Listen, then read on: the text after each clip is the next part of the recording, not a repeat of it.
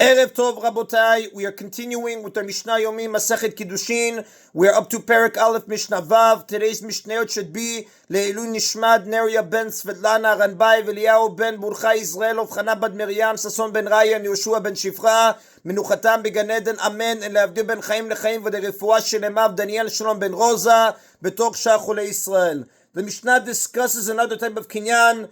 The Mishnah begins, Kol ha'na'aseh damim ba'acher, anything that needs to be evaluated in order to be used as payment for something else, meaning any movable item. If a person wants to use any movable item as payment for something else, it has to be evaluated to find out how much it is worth. The only exception to this is actual money, coins, which has a clearly defined value, so money is therefore excluded from this law and cannot be used for this type of kinyan. We're referring to anything else, any movable item. It can be used to acquire something in the following manner. If two people want to exchange items, as soon as this person acquires one item by making a kinyan, such as by drawing it to himself, or using any other kinyan that works with movable items, the other person becomes responsible for the item given in exchange, meaning he is responsible for it in the sense that if it is lost or destroyed, it is his loss. Meaning, when one person makes a kinyan on one object, the other person automatically acquires the other object, even if the second item is in a different place. The second person acquires it as soon as the first person makes a kinyan on his item.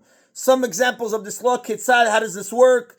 If someone exchanges his ox for another person's cow, or he exchanges his donkey for another person's ox, once one of them acquires the other person's animal by making a kinyan, the other person automatically becomes responsible for the animal that is given in exchange for it. This is a standard exchange where both items are of relatively equal value, so the exchange serves as a kinyan, and each object also serves as payment for the other. There is another type of exchange which is effective only as a method of kinyan. This is where one exchanges a handkerchief or a similar object of very little value for a valuable object, kinyan sudar.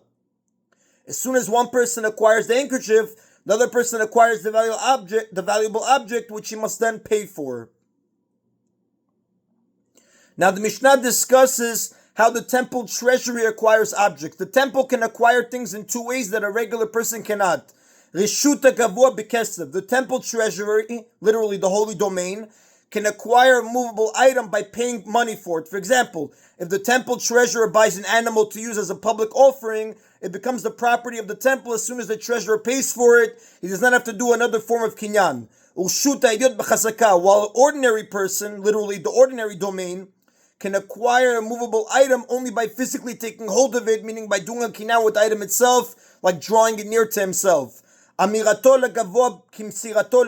addition, if someone makes a statement to give something to the temple, it is the same as handing it over to an ordinary person. Just as when a person hands over an object to someone else, misira, the object automatically becomes the property of the second person, so too when a person says that something should go to the temple, for example, he said, this ox is an olah offering, or this house is hekdesh, property given to the temple treasury is called hekdesh, sacred.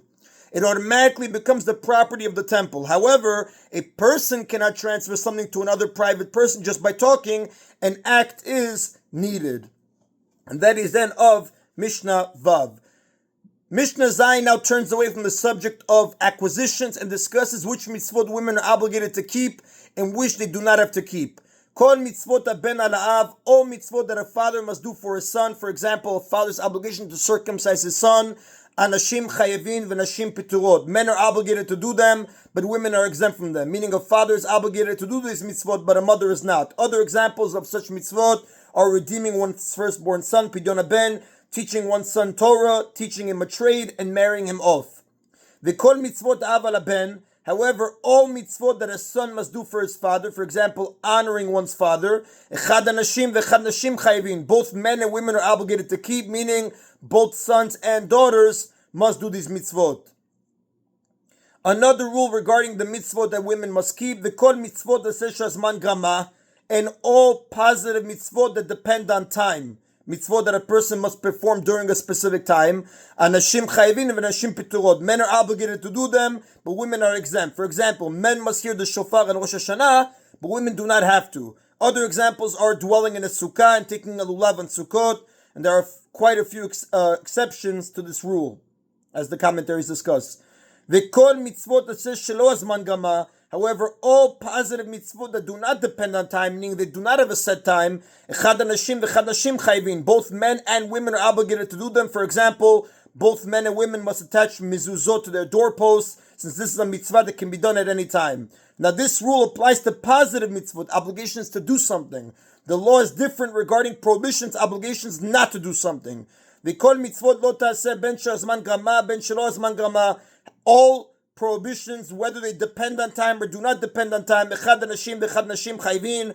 Both men and women are obligated to observe them. For example, women are also prohibited to do melacha on Shabbat, even though this prohibition applies only during a specific time. Some exceptions to this rule, chutz mibal tashchit, all prohibitions apply to women except for the prohibition not to destroy the corners of one's beard with a razor, uban takif, the prohibition not to round the hair of one's head by cutting off the sideburns, what we call peot. These two prohibitions appear in Vayikra chapter 19 verse 27.